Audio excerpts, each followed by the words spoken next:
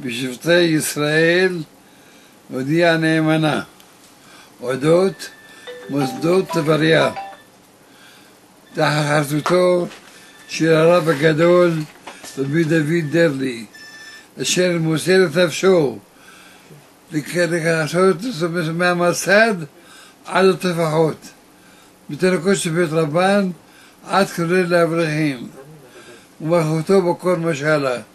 מצווה גדולה לעזור לו, לתמוך בידו, כדי שיוכל להחזיק מוסדות התורה. הקדוש ברוך הוא ייתן לכם פשוט בכם לטובה ולברכה.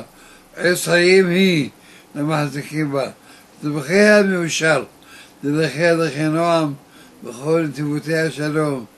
אשריכם ואשרי חלקכם, כל משתומך בתורה הזאת, פרותיהם בעולם הזה, וכן לקיימתו לעולם הבא, מחזיק את התורה.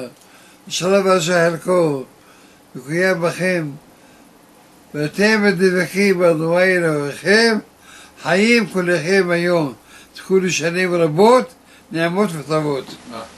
תודה רבה.